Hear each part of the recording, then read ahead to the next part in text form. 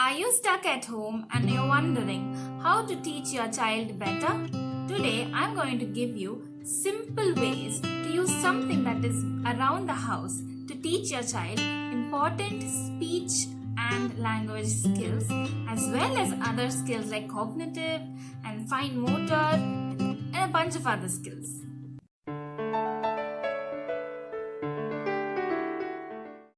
Hi everybody, welcome back to my YouTube channel where I am giving you everyday tips and tricks on how to teach your child better. So what is this object, Priyanka? You're asking me. We don't have to wait anymore. Ta-da! That is just a plain old scarf. Okay, so I'm going to give you 3 activities you can do at home with your child with just a basic scarf that you have lying around your house and how you can use this to teach your child. Okay, so the first activity is called a peekaboo. Now you're wondering, peekaboo is for babies. Well, they might be, but they're also for older children. I'll tell you how.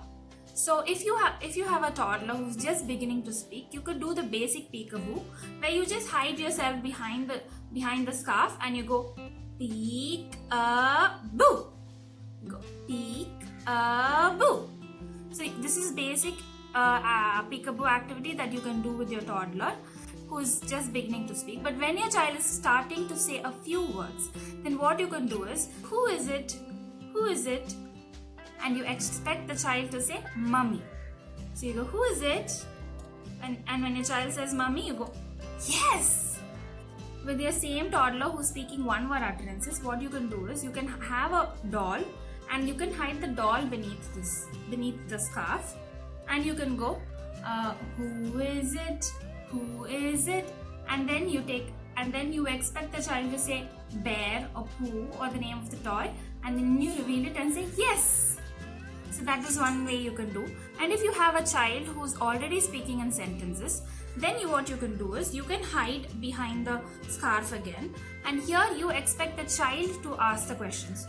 So your child is expected to say who is it, and then you reveal yourself, say it's mummy, or your child say where is mummy, and you say I am here.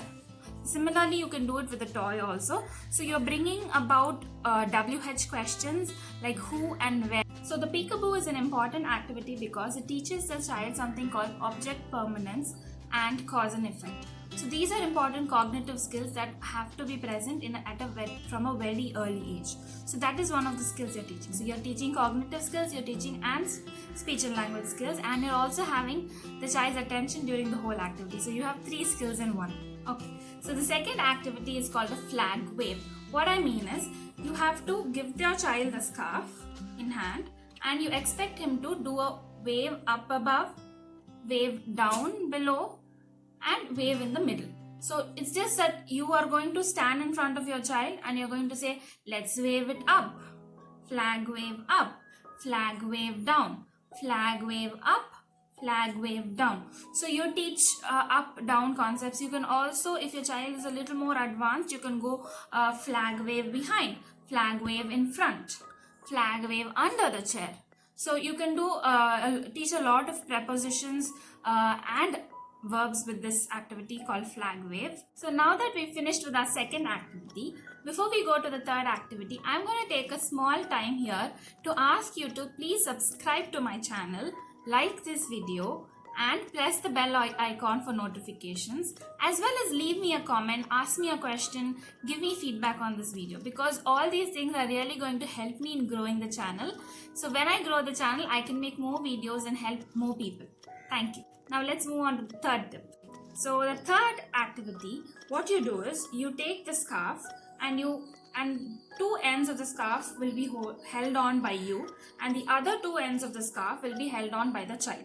And in the middle of the scarf, you will place a ball in the middle of the scarf, and your child and you are expected to hold the ball in the middle of the scarf. So this is a very small ball. You can use a small one or you can use a big one that is preferably light. So what you do is, so while you're holding this, so you go swing side to side, swing up, swing down, swing around, and put the ball down. So you can teach more prepositions and more verbs like swing and up and down and throw and fall.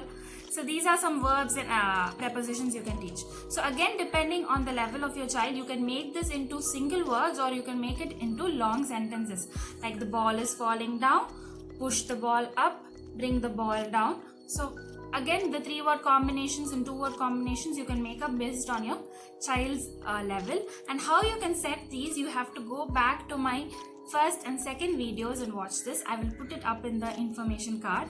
And there I will explain to you how to select vocabulary and how to plan an activity based on your child's level. So these are just some activity suggestions. I had promised only 3 activities, but because you stayed here so long in this video, I'm going to give you a bonus 4th activity. So what you do is you take your scarf and you take a small bangle of your child or of yours that is around the house, and you put the bangle through the scarf like this. And what you do is, and you hold the scarf diagonally like this in front of your child. And now your child is expected to push the bangle towards the bottom, and again you turn it this side and the child is expected to push the bangle again towards the bottom. So what this teaches the child is an important skill called midline crossing.